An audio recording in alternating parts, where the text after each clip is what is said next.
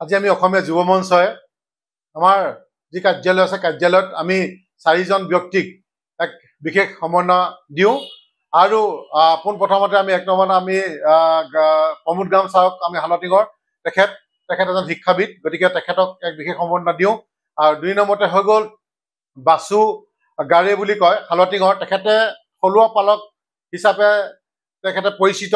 আৰু তেখেতে লোকেল গাহৰিয়ে কাটি আহিছে আজিলৈকে কোনো দিন তেখেতে বহিৰাজ্য গাহৰি কটা নাই মৰা গাহৰি কটা নাই গতিকে তেখেতক আমি এক বিশেষ সম্বৰ্ধনা আজি দিওঁ আৰু 3 নম্বৰতে হৈছে আমাৰ ভাই বন্ধু বুলি ক'ব লাগিব আমাৰ আমগুৰি চিত্ৰক আমি এটা সম্বৰ্ধনা জনাওঁ সি আজি আমি একেলগতে আজি খেলা ধূলা কৰা কিন্তু আজি সি থলুৱা পালকৰ কথা চিন্তা কৰি অকল লোকেল গাহৰি আজি পৰ্যন্ত কাটি আহিছে কোনো দিন ই বহিৰাজ্য গাহৰি বা বেয়া গাহৰি মৰা গাহৰি কোনো দিন কটা নাই লোকেল গাহৰিয়ে কাটি আমগুৰিবাসী ৰাইজক খুৱাই আহিছে গতিকে তাকো আমি এটা আজি সম্বৰ্ধনা দিওঁ আৰু লগতে আজি আমি বিশেষ এক সম্বৰ্ধনা আমি দিওঁ আমাৰ এছপি ছাৰৰ নিৰ্দেশত যি ইয়াত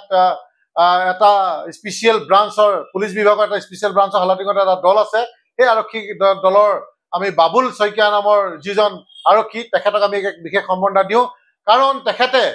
যি মৰা গাহৰি আমাৰ নাগালেণ্ডৰ পৰা লৈ আহিছিল সেই লৈ আহোঁতে সেই মৰা গাহৰি তেখেতে ধৰিবলৈ সক্ষম হৈছিল আৰু লগতে তেখেতে যি বহিৰাজ্য যি জীৱিত গাহৰি আহিছিল এখন বলেৰ পিকআপত লৈ আহিছিল সেই গাড়ীখনো তেখেতে ধৰিবলৈ সক্ষম হৈছিল তেখেতক 30,000 টকা তেখেতৰ পকেটত ভৰাই দিছিল যে চাহ আমাৰ গাড়ীখন যাবলৈ কিন্তু তেখেতে কুণ্ঠাবোধ নকৰিলে তেখেতে 30,000 টকা দলিয়াই পেলাই দিছিল তেওঁলোকৰ গাড়ীত আৰু লগতে তেখেতে কি কৰিছিল তেখেতক দাবী ধমকি দিছিল কিন্তু দাবী ধমকিটো তেখেতে কেয়াৰ নকৰিছিল তেখেতে কয় ডাইৰেক্ট গাড়ীখন ধৰি তেখেতে কৈছে গাড়ীখন চাইড কৰ কিন্তু গাড়ীখন চাইড কৰিবলৈ সুযোগ লৈ কিন্তু পলাই গ'ল এটা আমাৰ বাবে দুখিত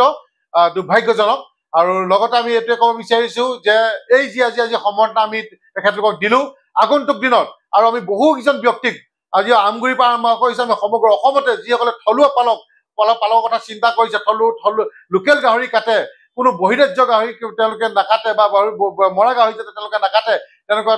তেওঁলোকৰ ব্যক্তিক আমি ভৱিষ্যতে আমি আৰু সম্বৰ্ধনা আমি দিম আৰু লগতে এটা আমি এই আৰক্ষীলৈ আমি অনুৰোধ জনাইছো হালদিং অচি ছাৰলৈ অনুৰোধ জনাইছো আজি আমি এই আপোনালোকৰ যোগেদি যে মৰা গাহৰি যাতে আৰু যাতে তাত বিক্ৰী কৰিব নোৱাৰে বহিৰাজ্য গাহৰি আহি যাতে তাত বিক্ৰী কৰিব নোৱাৰে আমি আৰক্ষীলৈ অনুৰোধ জনাইছো প্ৰয়োজন হ'লে তেওঁলোকে যিকোনো পৰিস্থিতিলৈ গুচি যাওক কিন্তু মৰা গাহৰি যাতে আহিবলৈ নোৱাৰে তেনেকুৱা এটা তেওঁলোকে পৰিস্থিতি তাতে কৰিবৰ বাবে আমি অসমীয়া যুৱ মঞ্চৰ ফালৰ পৰা অনুৰোধ জনাইছো